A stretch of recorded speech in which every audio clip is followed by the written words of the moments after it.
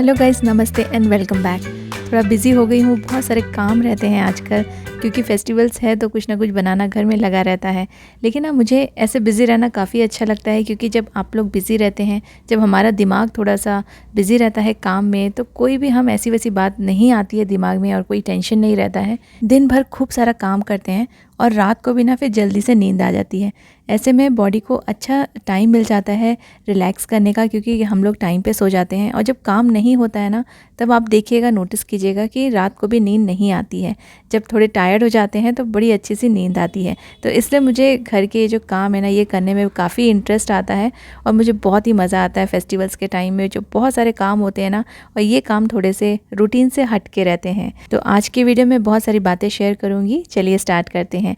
I hope आप आज का वीडियो भी इंजॉय करेंगे। I don't think so. No, no, no, no. I don't think so. No, no, no, no. एक दो दिन में हम लोग ट्रैवलिंग करने वाले हैं, तो आपके साथ शेयर कर रही हूँ कि किस तरह से मैंने अपनी पैकिंग की है। पैकिंग के लिए भी ना कुछ चीज़ें ध्यान में रखनी बहुत इंपॉर्टेंट है, जैसे कि आप कहाँ जा रहे हैं और आपका सामान कितना है।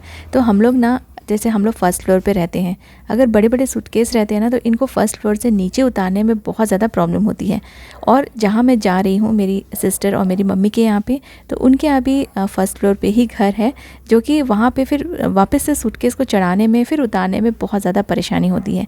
तो इसलिए ना मैं क्या करती हूँ ना, जो छोटे छोटे बैग्स हैं वो मैं प्रेफर करती हूँ लेके जाना, इंस्टेड ऑफ टेकिंग बहुत बड़े बड़े सूटकेस, क्योंकि सूटकेस को कैरी करना, नीचे उतारना, चढ़ाना और उसको होल्ड करना काफ़ी ज़्यादा हैवी हो जाता है। तो इसलिए प्रेफर करती हूँ कि मैं ऐसे छोटे बैग्स रख लूँ। और 3 मैंने बैग्स रखे हैं, इन तीनों में हम तीनों के सामान अलग अलग मैंने पैक किए हैं। तो जहाँ कहीं भी जाएंगे, जहाँ भी रहते हैं, तो वहाँ से भी फिर हमको पता रहता है कि इस बैग में मेरा सामान है या दूसरे बैग में मेरे हस्बैंड का है और एक बैग में मेरी बेटी का है। तो ऐसे ना बहुत ही ईजी हो जाता है। तो आप नेक्स्ट टाइम ऐसा ज़रूर ट्राई करके देखिए। अगर आपको भी ऐसा प्रॉब्लम है फर्स्ट फ्लोर पे चढ़ाने का सूटकेसेस, तो ट्राई कीजिए कि आप छोटे छोटे बैग्स कैरी कीजिए, जिससे आपको कंफर्टेबल होगा इसे कैरी करने में। और अलग अलग सामान अगर हम रखते हैं ना सभी मेंबर्स का, तो ये इजी हो जाता है पैकिंग के लिए भी और अनपैकिंग के लिए भी। एक और आपके साथ बहुत ही अच्छा सा बैग दिखा रही हूँ मैं आपको। ये एक बैग मैंने लिया था जिसमें अगर आपको ऐसे कपड़े रखने हैं जो क्रश हो जाते हैं बहुत जल्दी और आपको बार बार प्रेस करना पड़ता है, और आपने स्पेशली किसी फंक्शन के लिए जाना है, तो ये वाले बैग्स ना बहुत काम में आते हैं। तो ये एक बैग है, इसमें मैंने अपने ऐसे कपड़े रखे हैं जो प्रेस हैं और मुझे दोबारा से प्रेस करने की ज़रूरत नहीं पड़ेगी। सारी शर्ट्स, टी शर्ट्स प्रेस किए हुए हैं और ये बिल्कुल भी क्रश नहीं होंगे। लेकिन ऐसे कपड़े प्रेस करने के बाद अगर हम सूटकेस में रखें या हैंड बैग्स में रखें, तो ये डेफिनेटली क्रश हो जाएंगे और फिर आपको पहनने के पहले वापस से इसको प्रेस करना पड़ेगा। तो ये वाला बैग मैंने स्पेशली ऐसे कपड़े रखने के लिए लिया था जिसे हमें ना बार बार प्रेस करने की ज़रूरत ना पड़े। और ये सब फंक्शंस के, जैसे क्रिसमस का फंक्शन रहेगा तो उसमें हम लोग ये सारे कपड़े पहनेंगे। और इसमें ना ये पीछे देखिए हैंडल्स ऐसे दिए हैं, तो ये बैकपैक भी बन जाता है। आप इसे बैकपैक की तरह कैरी कर सकते हैं। लेकिन अगर आपको बैकपैक की तरह कैरी नहीं करना है, तो ये जो हैंडल्स हैं ये रिमूव हो जाते हैं और पीछे यहाँ इसके ना एक ज़िप दिया है, ये हैंडल्स इस ज़िप के अंदर चले जाते हैं, तो पता भी नहीं लगेगा कि इसके अंदर हैंडल्स हैं। अदरवाइज़ आप अगर इसे कैरी करने में, बैकपैक की तरह कैरी करने में आपको ईजी होता है, तो आप इसको वैसे भी कैरी कर सकते हैं। तो ये बहुत ही अच्छा सा बैग है जिसे मैंने लिया था कुछ टाइम पहले और ये काफ़ी मुझे काम में आता है। जहाँ सूटकेस एंड बैग्स मिलते हैं वहाँ पे आप ऐसे बैग्स चेक कर सकते हैं। ये मैंने ऑनलाइन नहीं लिया था, इसलिए मैं इसका जो लिंक है ना वो शेयर नहीं कर पाऊँगी। इसमें और भी पॉकेट्स हैं, छोटे मोटे सामान रख सकते हैं, ब्रश, टूथपेस्ट, बहुत सारी चीज़ें इसमें कंफर्टेबली आप पैक करके ले जा सकते हैं।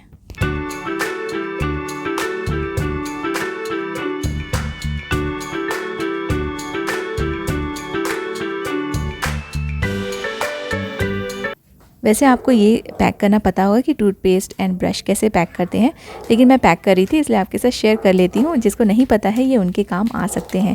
तो ऐसे ब्रश के होल्डर मिलते हैं, टूथब्रश के सेपरेटली आप हर एक फैमिली मेम्बर के टूथब्रश ऐसे इस होल्डर में डाल के कैरी कर सकते हैं। लेकिन अगर आपके पास ऐसे होल्डर नहीं है, तो आप कोई भी ग्लव्स ले लीजिए, प्लास्टिक का कोई भी जो हम लोग ग्लव्स यूज़ करते हैं घर में, उसमें आप एक एक ब्रश ऐसे अंदर आप पैक कर सकते हैं, जिससे कि ये एक दूसरे से टच नहीं होंगे और हाइजीन मेंटेन रहेगा और इसको कैरी करना भी इजी रहेगा, ज़्यादा स्पेस नहीं लेगा। अदरवाइज़ मेरे पास ये जो होल्डर हैं ब्रश के वो मैं कैरी कर रही हूँ, जिससे कि सेपरेटली वहाँ पर यूज़ करने के भी काम में आएगा जहाँ भी हम जा रहे हैं, और ये किसी के साथ मिक्स भी नहीं होंगे। और ये जो ब्रश होल्डर्स रहते हैं ना, ये बहुत ही सस्ते में मिलते हैं, बिल्कुल भी कॉस्टली नहीं होते हैं। आई थिंक ये 15 या 20 रुपीज़ का एक था। तो इसको आप रख सकते हैं हमेशा, जब भी आप ट्रैवल करेंगे तो ऐसे आप इन्हें कैरी करके ले जा सकते हैं। अदरवाइज़ ये ग्लव्स वाला आइडिया भी बहुत अच्छा है और काफ़ी ईजी भी है।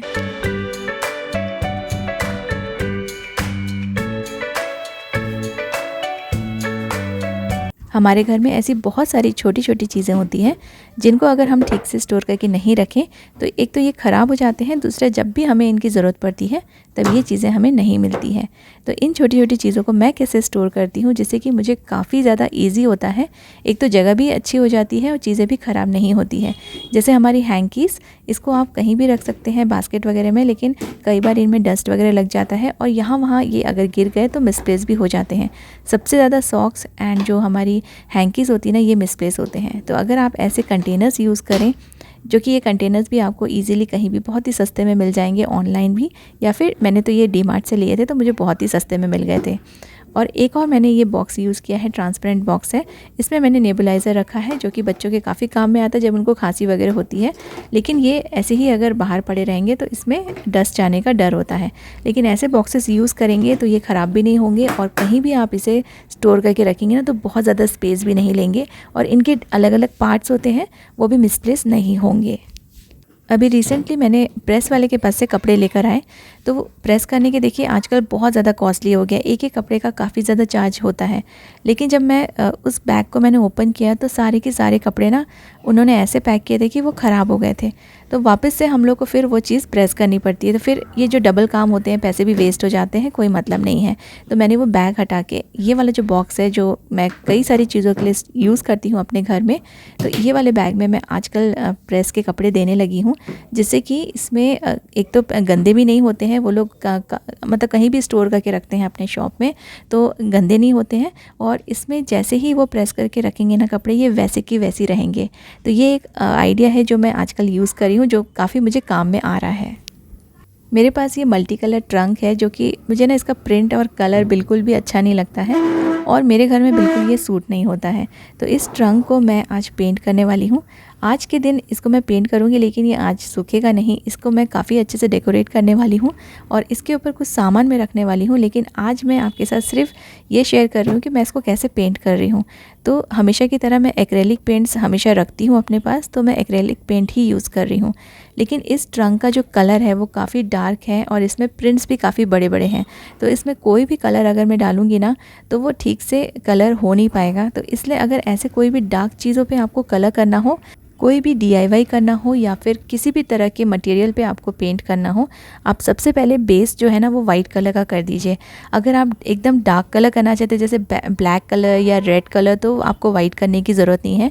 लेकिन इस पर मैं लाइट ब्लू कलर का मुझे पेंट करना है, तो सबसे पहले मैंने इसमें वाइट कलर का बेस कर दिया है।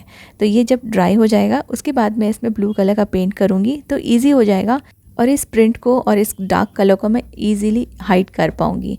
तो देखते हैं, अभी मैंने वाइट कलर करना स्टार्ट किया है। देखिए वाइट कलर कर रही हूँ तो भी ये पूरी तरह से ये छुप नहीं रहा है, नीचे का जो कलर है वो प्रिंट दिख रहा है। तो अब इसके ऊपर ना मैंने क्या किया है, लाइट ब्लू कर दिया है। अभी एक कोट ही किया है मैंने और ये अभी ड्राई नहीं हुआ है। तो नेक्स्ट टाइम जैसे ही ये ड्राई हो जाएगा और ये कंप्लीट हो जाएगा ना, मैं आपको ज़रूर दिखाऊँगी कि इसको मैंने अपने घर के लिए कैसे यूज़ किया है।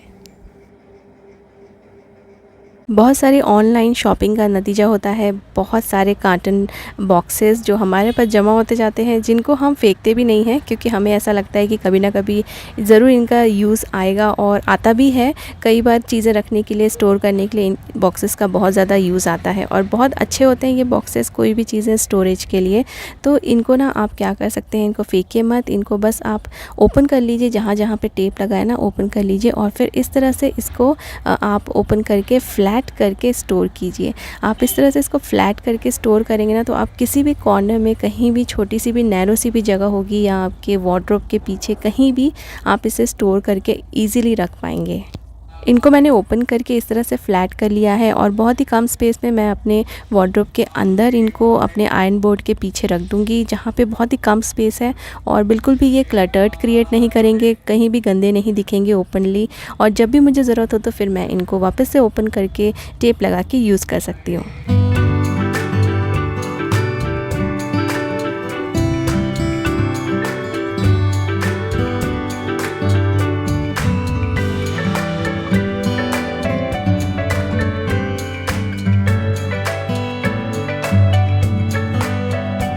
कुछ साड़ियाँ हमारी काफ़ी कॉस्टली होती हैं, नेट वाली होती है, जरी वाली होती है, या फिर जो सिल्क की साड़ियाँ होती है या एम्ब्रॉयडरी वाली साड़ियाँ होती हैं।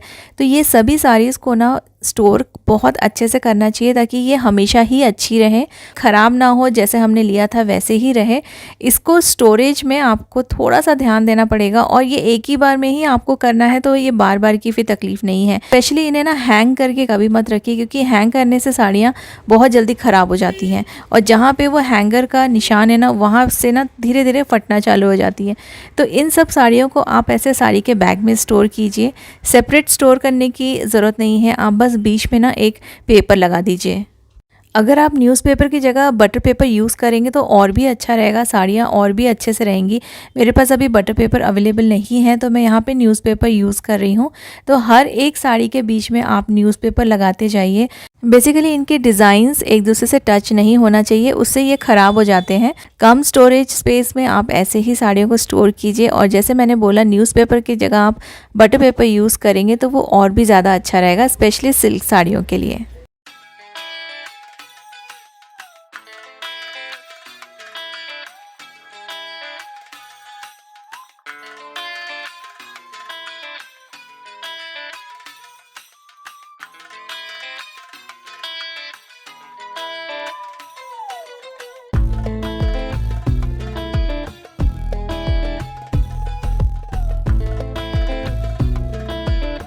कभी कभी हम ऑर्गेनाइज़र्स को कैसे यूज़ करते हैं ना, उस पर भी डिपेंड करता है कि कितनी जगह हम बचा पा रहे हैं।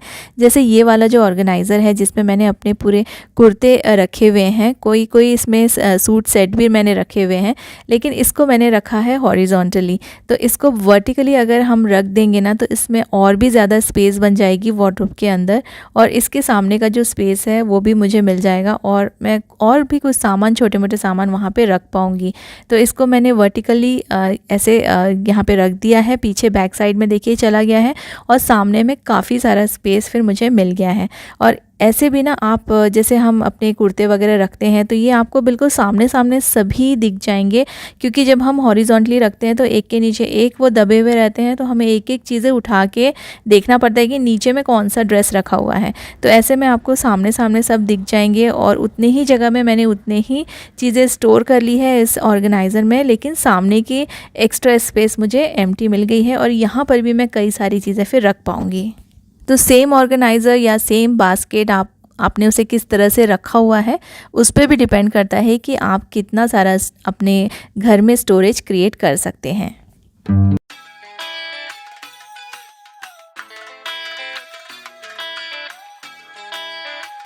तो आज का वीडियो बस इतना ही। उम्मीद करती हूँ ये सारे हैक्स और जितनी भी बातें मैंने आपके साथ शेयर की है ये आपके काम आएगी। Thank you so much for watching.